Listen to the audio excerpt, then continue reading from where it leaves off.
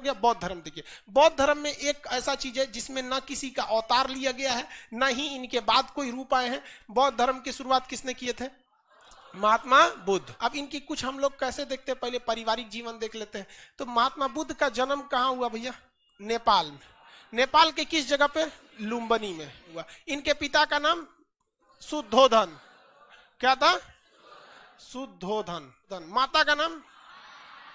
माता महामाया। माता का नाम महामाया। माता जब जब महात्मा बुद्ध जन्म नहीं लिए थे ना, तो महामाया इनकी माता थी, असली माता इनकी महामाया थी। लेकिन वो एक हफ्ते, जन्म के एक सप्ताह में ही उनकी क्या हो गई थी? मृत्यु हो गई थी। तो जब ये पेट में थे ना, तो ज्योतिषियों ने बता दिया था कि जो आपका बेटा होगा ना, ये बहुत क्रांतिकारी होने वाला है। बहुत मतलब क्या होगा? क्रांतिकारी होगा। तो पहले के ज्योतिष वगैरह एकदम जबरदस्त थे। तो शुद्धोधन की जो साली जी थी गौतमी, कौन थी? गौतमी। प्रजापति गौतमी। तो महामाया ने जब किसको जन्म दिया? सिद्धार्थ को। किसे? सिद्धार्थ। महात्मा बुद्ध के बचपन का नाम क्या था? सिद्धार्थ। महामाया ने जब सिद्धार्थ को जन्म दिया, तो पहले भी देखिएगा ना, लेबर पेन से बहुत महिलाओं की मृत्यु हो जाती। तो जन्म के एक सप्ताह में ही किनकी मृत्यु हो गई? महामाया की। तो इनका पालन पोषण किसने किया था? गौतमी। तो ये क्या थी? उनकी मौसी। लेकिन मौसी से ये इन्होंने क्या कर लिया था? विवाह कर लिया। ये अभी भी परंपरा देखने को मिलती। तो ये इनकी सौतेली माँ कह लीजिए या इनकी मौसी, क्या नाम था उनका? प्रजापति गौतमी। प्रजापति गौतमी। इनका कुल पूछेगा। कुल, यहाँ कुल का नाम क्या हो गया? शाक्य कुल। शाक्य कुल होने के वजह से ही इन्हें शाक्य मुनि कहा जाता है। शाक्य मुनि किसे कहा जाता है? सिद्धार्थ को। इन्हें क्या कहा? सिद्धार्थ। जब ये जन्म लिए तो इनको ज्योतिषी ने बताया कि घर द्वार त्याग देगा। ध्यान से समझिएगा, जब सिद्धार्थ का जन्म हुआ तो ज्योतिषियों ने क्या कहा कि ये बहुत ज्ञानी बनेगा और दुनिया को सच्चाई के रास्ते पर ले जाएगा, घर द्वार मोह माया सब त्याग देगा। तब राजा परेशान हो गए कि एक गोली का भाग दुगा हो जाएगा, घर द्वार छोड़ देगा। तब तो पूछा गया उनसे कि इसका कोई उपाय बताइए। तो कहा कि सबसे सिंपल उपाय, अगर किसी का विकास रोकना है तो ब्याह करा दिए। सिंपल लॉजिक समझिए। बहुत ज्ञानी होगा, दुनिया को सच्चाई के रास्ते पर ले जाएगा, मोह माया सब त्याग देगा। इसका उपाय जो ये सब ना करे, ब्याह करा दे। समझ रहे हैं क्या लॉजिक है? तो इनका क्या हो गया? विवाह हो गया। और 16 साल की एक बहुत ही सुंदर कन्या से इनका विवाह हुआ, जिसका नाम क्या था? यशोधरा। तो देखिए इनकी शादी किससे हुई? यशोदा। शादी ब्याह बहुत ठीक ठाक से हुआ, सब कुछ सही चल रहा था। पत्नी में पूरा अजुराइल रहते थे। वो डेली सवेरे मेकअप करके बैठ जाती थी। पूरा ये खा लो, वो कर लो, ये कर लो, कबो मेहंदी लगाओ, कबो काजल लगाओ, कबो टकला हो, कबो चोटी करो, कुछ कुछ करते रहो। दुनिया मतलब उनको फुल टू यही पता था, बताया भी गया था कि भाई बहुत बड़े क्या होंगे? ज्ञानी हो जाएंगे। क्या होंगे? ज्ञानी। इनको आप ही का काम है कि इनको कंट्रोल करके रखना है। लेकिन महात्मा बुद्ध को ना, अब इनको ज्योतिषियों ने बताया था कि भाई क्या करना है, इनको तो छोड़ के जाएंगे। लेकिन इनके मन में एक वैराग्य उत्पन्न होता था कि ये सब बहुत गलत चीज है। तो इन्होंने कहा कि हम महल के बाहर जाएंगे। तो राजाओं का पहले महल होता था बहुत बड़ा, लाल किला देखिए ना, दिल्ली में जाके लाल किला, उस एगो गांव बस जाएगा उसमें, लाल किला में। तो राजा महाराजा उसी में रहते थे सब।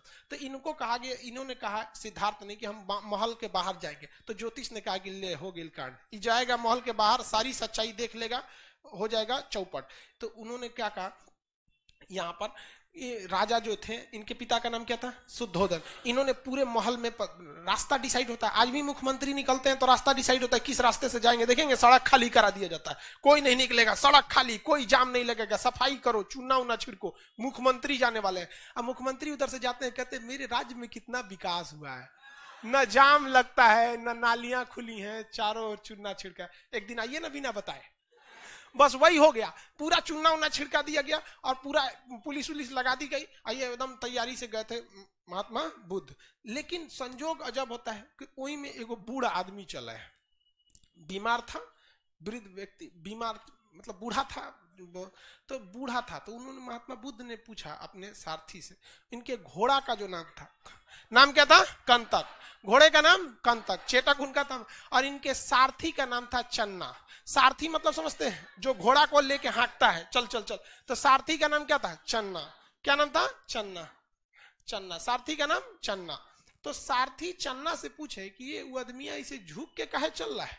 तो कहा कि महाराज बुढ़ा गया है वो। कहा बुढ़ा गया, एकदम झड़ गया है रे, एकदम लुजुर पुजुर हो गया है, झड़ गया है। कहा कि महाराज सब आदमी झड़ जाएगा, ऐसे ही आप भी बुढ़ा जाइएगा। कहा हम बुढ़ा जाएंगे तो इतना उठपटांग लगेंगे? तो कहा हाँ। कहेंगे भाई सबको जाना है यहाँ से। तो उनको दिमाग में खटक गया कि भाई गड़बड़ है, तो हमारे बाबूजी हमसे छुपा के रखे थे। तब तक आगे गए तो एगो बीमार आदमी मिल गया। तो कहा ये क्या हो गया है? तो कहा कि अब एकदम ये जाने वाला है, मतलब ये बीमार है, अब ये क्या है, इस दुनिया से जाने वाला है, ये अब चल नहीं पाता है। तो चन्ना कहा कि हमारा और आपका सबका यही दुर्दशा होने वाला है लास्ट में। तब तक और आगे चल गए तो कोनो को अर्थी उठ रहा था। कहा कि वो लेटा का है वो पे? कहा कि लेटा नहीं है वो आपको लेटा लग रहा है, चल गया है वो।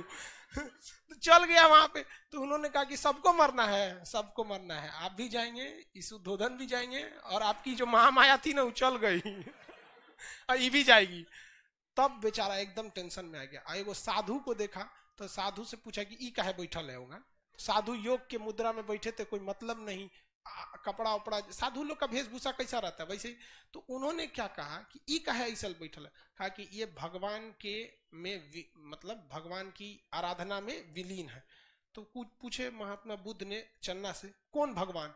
जिसके पास वो लेटा वाला आदमी गया था, मतलब पूरे मर गया था, तो बताया ना चन्ना कि वो भगवान के पास जा रहा है। कहते मतलब वो भगवान के पास जा रहा है, उससे कनेक्शन लगा के बैठल है। तो उन्होंने कभी इस चीज को देखा नहीं था, तो इन चार चीजों को देखा तो उनके मन में वैराग्य आ गया, और घर आए तो टेंशन में आए, और यशोधरा से कहे कि देखना इस सब में कुछ ना रखल है दुनिया में। तो दिमागे ठनक गया, जोन बवाल के लिए हमको लाया गया था बवाल आ गया इनके। तब तक पता चला कि यशोधरा गर्भवती। अब ये टेंशन में थे कि हमको घर द्वार छोड़ना है, और उधर से गर्भवती लड़का होने वाला था। इनको एकदम टेंशन था कि हम घर द्वार छोड़ देंगे, भाई जब बूढ़ा होना ही है, बीमार पड़ना ही है, राजा रहे चाहे फकीर रहे, बीमार पड़बे करेगा, गरीब होगा ही, मरबे करेगा, तो क्या जरूरत है झमेला करने का। तब तक वहां पे लड़का हुआ महात्मा बुद्ध का, तो नौकरानी सब पहले खुशखबरी लेके आती थी, जो पहले लाता था ना उसको कुछ गिफ्ट मिलता था, राजा वजा दे देता था सब। तो लेके आए तुरंत, महाराज की जय हो, यशोधरा को पुत्र हुआ है, तो बेटा हुआ है। तो बेटा का खुशी भारत में कुछ ज्यादा रहता है। समाज है, पुरुष समाज है, समझ में गया कि नहीं? बेटी का अभी भी मतलब, अब तो शहरों में थोड़ा सा कम है, लेकिन गांव में अभी भी मान के चलिए, अगर किसी को एगो बेटा नहीं है ना, तो एगो बेटा के इंतजार में 9 गो बेटी पैदा कर सकता है। वो फुल स्टॉप तभी मारेगा जब एगो उधर बेटा लग जाए, नहीं तो कॉमा दे के आगे बढ़ते रहेंगे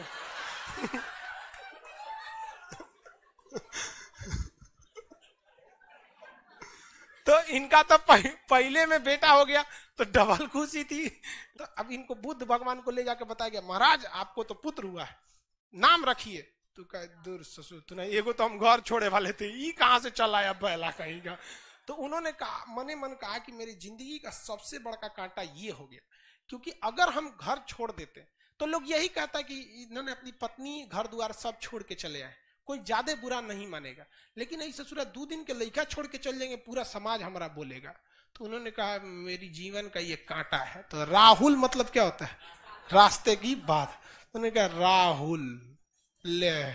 तो उनको लगा, ये नौकरनिया को लगा कि नामे रख दिए, जितना बुद्धि उतने सोचेगी ना, नाम हो गया। बेटा का नाम क्या हो गया? राहुल। बेटा का नाम राहुल। लेकिन उन्होंने तो अपने लिए इसे क्या समझ लिया था? बाधा। लेकिन उन्होंने कह दिया कि हम घर द्वार छोड़ छाड़ के जाएंगे, हमरा ये सब में नहीं करना है। अब ये परेशान थी यशोदा कि हम कहाँ जाएंगे रे पकड़ो, हमरा एगो बियाह शादी हो गया, एगो लड़को हो गया, अब कहाँ जाएंगे हम।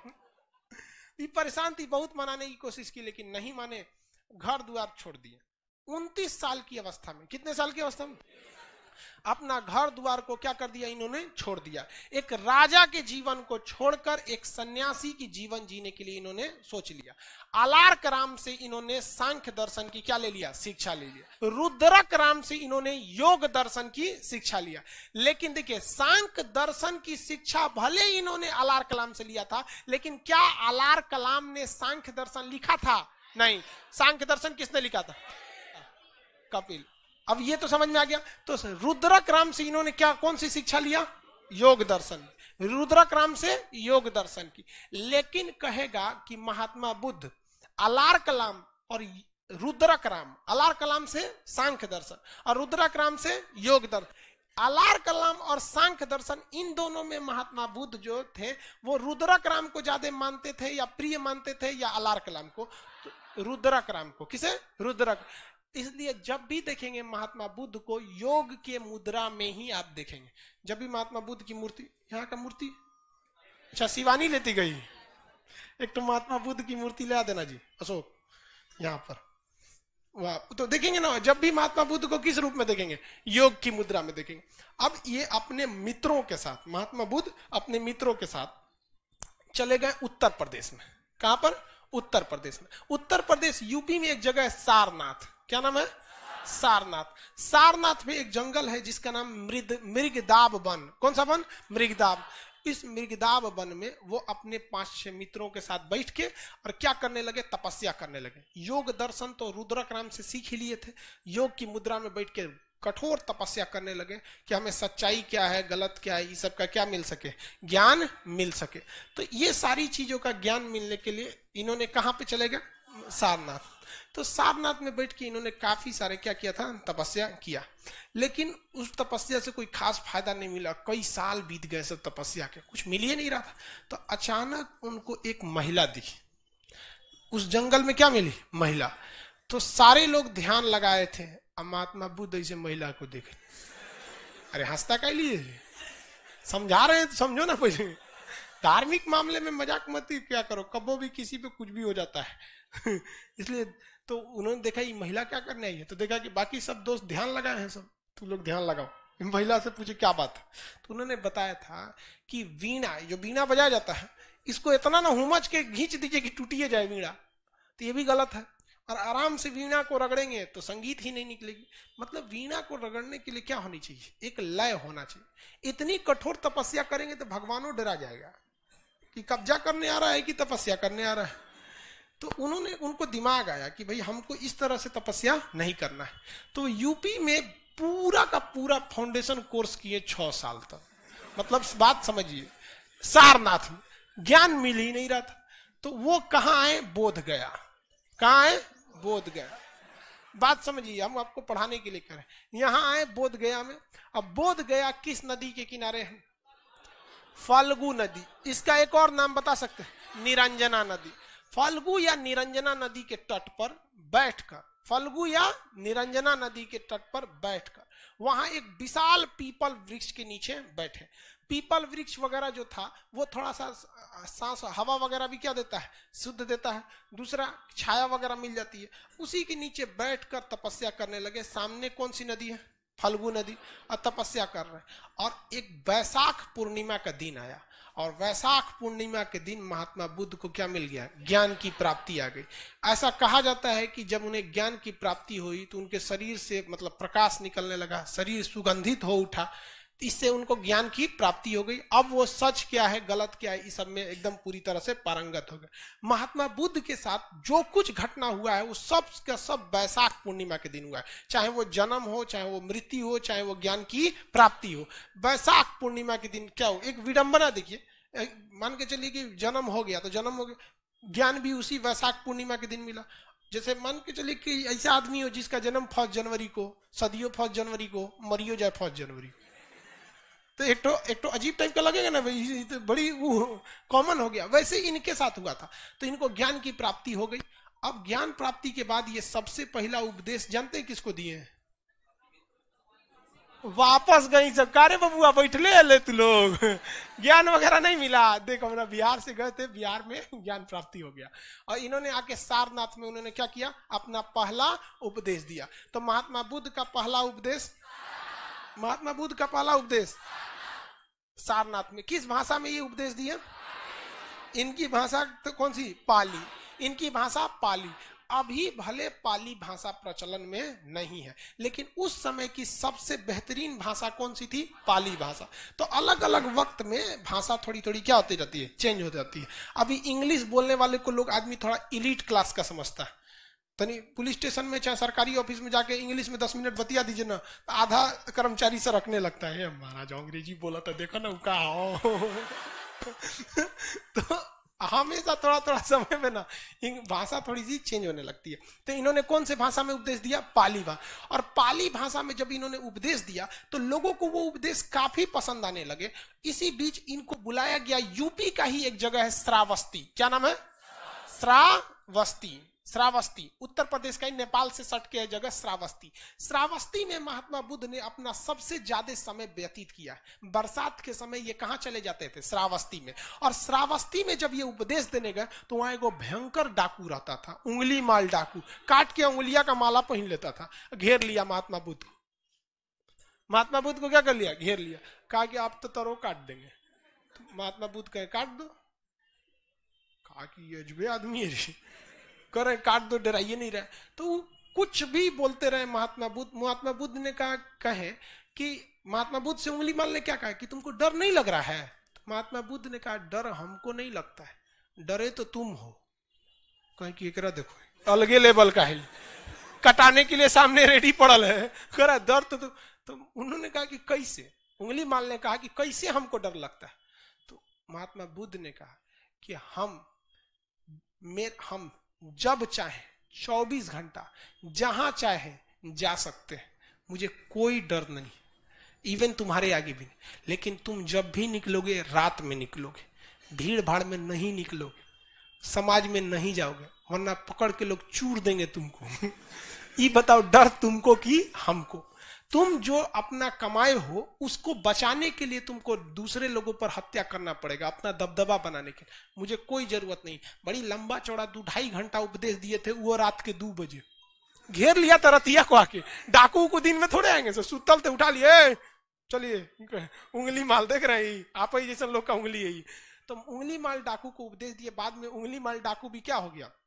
महात्मा बुद्ध का क्या हो गया? अनुयायी हो गया। महात्मा बुद्ध अपने सबसे उनका कहना था कि हम जो कहते हैं इस पर कोई भी विश्वास न करो, बल्कि इसे तुम अपनी तर्क की कसौटी पर, तर्क मतलब होता है अपनी खुद की बुद्धि पर, तर्क की कसौटी पर देखो क्या ये सही है या नहीं है, मतलब खुद से सोच के देखो। तो महात्मा बुद्ध बहुत फेमस होते जा रहे थे। उसी बीच वो दान उन लेने के लिए जहां तहां बैठे रहते थे। भाई भिक्षा, इनका मुख्य कहना था कि ज्यादा कमाओ मा के मत रखो, भिक्षा वगैरह लेके क्या करते हो रख लो, अपना भिक्षा जितनी है अपनी भिक्षा से ही अपना जीवन यापन करो। तो जाते थे तो बहुत लोग उनको उपहार देते रहते थे। एक दिन एक गांव में गए तो एक बुढ़िया उनको उपहार दी, और वो जानते कौन उपहार दी? जूठा आम। मतलब बताइए, उतना बड़ा भगवान को आप उपहार दे रहे हैं तो कम से कम एगो सल्लग दे दीजिए ना, खड़ा। सल्लग नहीं समझता है, गोटे कंप्लीट मैंगो 1 पीस, सीबीएसई वाला है। तो कम से कम एक आम देना चाहिए, आधा आम दे रही वो जूठा। और जब सारा हो गया तो महात्मा बुद्ध से पूछा गया कि आपको सबसे ज्यादा कौन सा उपहार पसंद आया? तो महात्मा बुद्ध ने कहा था कि जूठा का आम हुआ। तो लोग जो सोना चांदी दिए थे वो कहने लगे कि अब सठिया गई लोग, उनके जूठे आम पसंद है। तो उन्होंने क्या कहा था कि जो आम जो बुढ़िया ने दिया है इसने अपना सब कुछ दे दिया, इसके पास कुछ नहीं है, और जो तुम लोगों ने दिया है वो अपनी टोटल संपत्ति में से कुछ दे दिया है यहाँ पर। और हम लोग को विचारधारा देखिए, हम लोग अपने टोटल संपत्ति का जितनी संपत्ति रहती है, मान के चलिए जिसके पास 100% संपत्ति है, इसका वो भगवान को कितना देता है पता है? 0.0001% भी नहीं देता है। देखते हैं 0.01% भी नहीं देता है, 200-500 चढ़ा देता है और सोचता है कि भगवान हमको वीडियो कॉलिंग पे हमारी समस्या सॉल्व करे।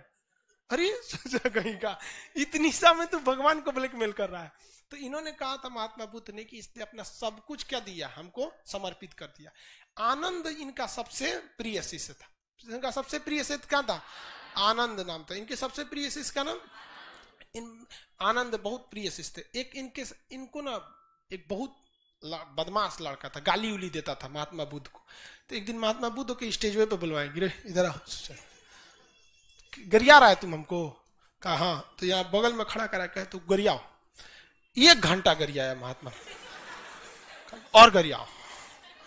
2 घंटा वो थक गया गरिया के, कहा कि अब गाली खत्म हो गया, थक गए हैं। तो महात्मा बुद्ध ने कहा कि देखो, मान के चलो कि हमने अपना कोई सामान तुमको दिया और तुम मेरे सामान को लेने से अगर इनकार कर देते हो तो वो सामान किसका होगा? तो उसने कहा कि सामान आपका था, हम नहीं लेंगे तो आपका हो जाएगा वापस। तो कहा ठीक है, जो तुम्हारी गालियां हैं ना हम नहीं ले रहे हैं।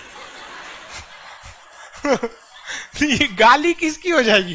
कहा कि गुरुजी तो सब हमार हो जीतो। तो महात्मा बुद्ध का बहुत बड़ा क्या हो गया? चेला हो गया। लेकिन ये आनंद महात्मा बुद्ध से कहता था कि महाराज खाली आप ऐसे साधुअन को लेके घूमते हैं, महिलाओं को भी शामिल कीजिए। बदमाशी बहुत करता था। अरे भाई देखिए, आप इस चीज को ना अन्यथा में नहीं लेंगे। तो महात्मा बुद्ध का है, महिला उला को शामिल मत करना, महिला को शामिल करोगे हमेशा परेशान रहोगे, टाइम से आएगी सब नहीं, बैच चालू होने के बाद आएगी सब, तो परेशान होके रह जाएगा। कितना समझा के रख दो, टाइम से नहीं आएगी सब। वैसे ही भाई उनमें साधुओं की सभा होती थी, सब साधु अपने में ध्यान में रहेंगे। लड़की सबका लेट कौन सी में होता है? हाँ, लड़का का कभी लेट होता है? नहीं, वो तो लॉज में निकलने के बाद बटन बंद करता है। बाल उल्टी करे, चल चल। रूम से निकलेगा तब चप्पल पहनेगा, इसे फंसा के चल दिया वो सब ना। अरे बाप रे बाप, क्लास भाड़ में जाए, क्लास जरूरी थोड़े, कबो हो सकता है। तो महात्मा बुद्ध शुरुआत में महिलाओं को बौद्ध धर्म में समाने के लिए तैयार नहीं थे, लेकिन ये बार बार कहता था, आनंद महाराज जरूरी है, समझ नहीं रहे हैं आप। तो महात्मा बुद्ध ने कहा ठीक है चलो, अब महिलाओं को भी बौद्ध धर्म में शामिल कर लिए। महिला लोग चाहे वो लाइव में है चाहे यहाँ है, ये बात जरा ध्यान से समझिए, हम नहीं कह रहे, महात्मा बुद्ध कह रहे हैं। जब महिलाओं को उन्होंने प्रवेश करने की अनुमति दिया तो उन्होंने कहा कि अब बौद्ध धर्म ज्यादा दिन नहीं चल पाएगा। ये हमारा कथन नहीं है, ये महात्मा बुद्ध का कथन है कि अब बौद्ध धर्म ज्यादा दिन नहीं चल पाए। आप इसको गौर से देखिएगा, एक महिला जो रहेगी ना, उसका झगड़ा जानते किससे होगा? अपनी सास से, कभी ससुर से नहीं होगा, क्योंकि उस ससुर उसको टॉर्चर नहीं करने वाला है कोनो बात में। सास जो रहेगी बेचारी 11 बजे सूत के सोई है, काम वाम करके पतो ओके 4 बजे कोच के उठा देंगे, बबनी उठ चाय बना। अरे बेचारी 4 बजे का करने के लिए खखुआई लगेगी तो मैं झाड़ देगी, बुढ़िया कहेंगी। उसका झगड़ा हो जाएगा अपनी मतलब देवरानी से होगा, देवर से नहीं, जेठानी से होगा, भसुर से नहीं। देखना बराबरी बराबर। तो महात्मा बुद्ध ने क्या कहा कि अब बौद्ध धर्म ज्यादा दिन चलने वाला नहीं है। तो ये महात्मा बुद्ध के कथन थे और आगे जाके ऐसा हुआ भी, ज्यादा दिन बौद्ध धर्म नहीं चला। लेकिन अब क्वेश्चन में हिसाब से रखेंगे, पहली महिला कौन थी? प्रजापति गौतमी। बौद्ध धर्म में शामिल होने वाली पहली महिला प्रजापति गौतमी। दूसरी महिला हाजीपुर जो जगह है वहां, वैशाली, हाजीपुर मतलब समझ रहे हैं ना, वैशाली, वैशाली की एक डांसर थी आम्रपाली। हाँ कर हाँ सर, आम्रपाली लग रहा है कि गौए की थी। कहाँ घर है? हाजीपुर। अच्छा, तो वहां की एक तो डांसर थी, आम्रपाली नर्तकी थी। अब वो भी क्या हो गई? बौद्ध धर्म में शामिल हो गई। बौद्ध धर्म ने सबसे लोगों को कहा कि देखिए आपको कठोर नियम मानने की जरूरत नहीं है। बौद्ध धर्म में 3-4 ठो सिद्धांत दिया, अष्टांगिक मार्ग दिया, सत्य का सिद्धांत दिया, और उसके बाद उन्होंने त्रिरत्न दिया, बुद्ध धम्म और संघ। बुद्धम शरणम गच्छामि, धम्मम शरणम, संघम शरणम गच्छामि और धम्मम शरणम गच्छामि। ये उनके त्रिरत्न है। ठीक है, आज के लिए इतना ही।